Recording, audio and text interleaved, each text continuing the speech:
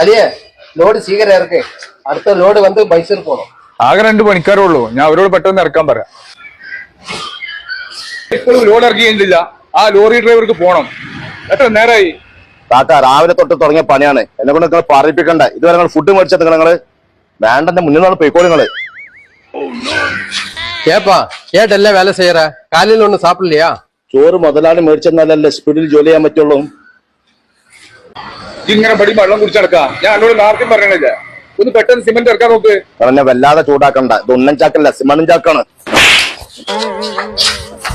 ஏன் 2 பேருக்கு சண்டை? எதுக்கு சண்டை போடுறீங்க?